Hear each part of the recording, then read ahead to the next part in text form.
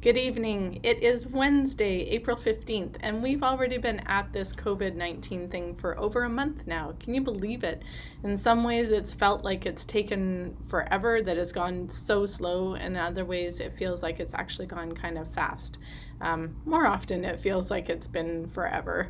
I wanted to just touch base today because I've been hearing a lot this week about how people have been mean, for lack of a better word, where people have gotten in trouble from their neighbors, or their kids have been talked to, or there's a little bit of shaming going on either in online or as you're out and about, getting your important and essential tasks done.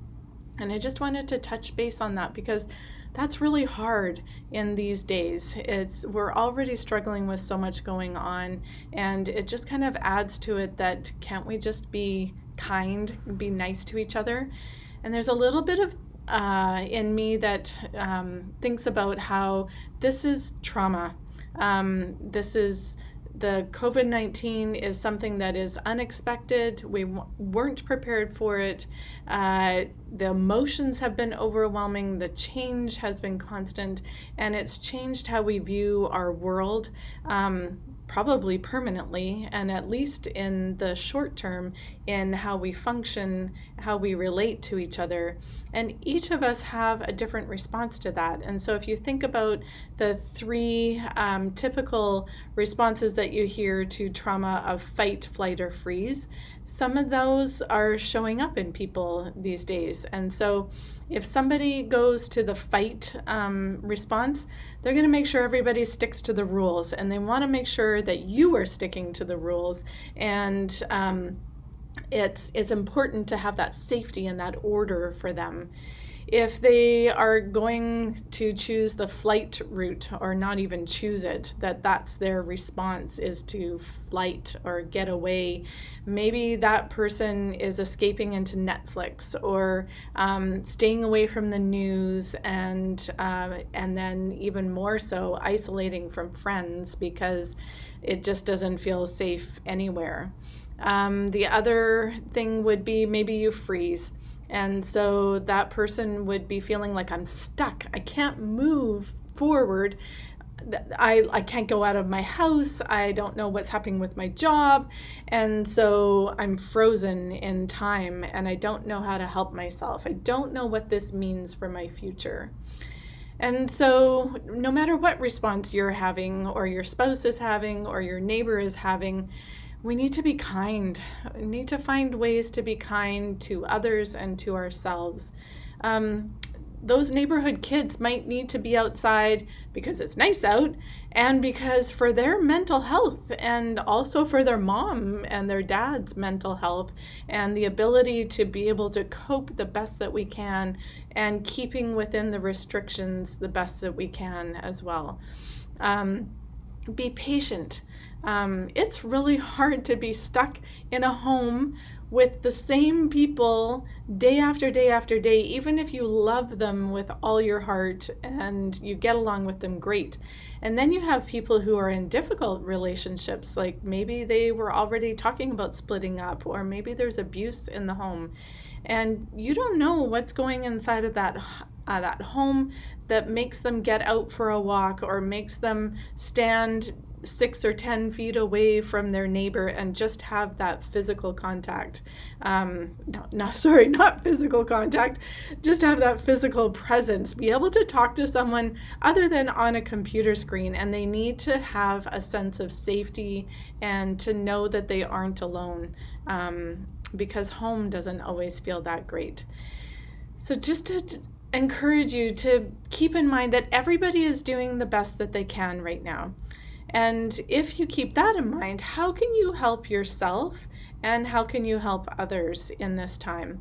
So a couple quick tips that I just thought of. You can smile. One of the best things about this that I'm going to remember for a while is going out on my walks, and how people are looking me in the eye now and smiling and saying, have a great day. And I think we had lost that before. People were in their own worlds, and now that we're so much in our own world, we're reaching out and being able to connect in that way. And so take a moment and smile at someone, find that connection in that way. Get outside. I know there are restrictions. You need to stay 6 feet away, and you can protect yourself. You can go across the street if you need to, if other people come in. But just getting outside, get out of your house, get some of that fresh air, catch some of that sunshine that's out there, and know that there is more, that there is release, and there's something about being in nature, or maybe just seeing grass if you live in a highly populated area, that gets you out of your mind and gets you back in touch with that there is a world out here. Wash your hands, follow those rules, and then reach out to friends. Maybe it is through another Zoom call, or maybe you get your neighbors, if you live in a townhouse complex especially, maybe you get them all to do a workout at the end of their driveway. Or maybe you, while you've got the kids out there, you practice physical distancing, but you talk and take a few moments just to connect. And maybe it's the 7 p.m. cheer where you feel connected to your neighborhood, to the people who are out there working to keep us safe. In our townhouse complex, there's a little girl across from me. She's about 2.5 years old, and she is out there at 7 o'clock p.m. and she's dancing and she's cheering, and it's so uplifting to see this little girl who doesn't really grasp what's going on, but she's out there and cheering and supporting, and just to see that livelihood, and also to hear all these other people around you that you might not see throughout the rest of the day, and maybe you can't even see them during the cheer, but to hear that noise, to know that really we are in this together, even though we are separate. And also just to find creative ways to be connecting with family and friends. I know our family has gone to Zoom for a couple of dinners, and we've ended up being on there for 3 hours, and I love it. Some people have done cooking classes together. One family member teaches another one a new skill. There's an app called House Party that you can go on and play games together. And then my son was telling me about, I think with Netflix, that you can watch a movie together and be chatting.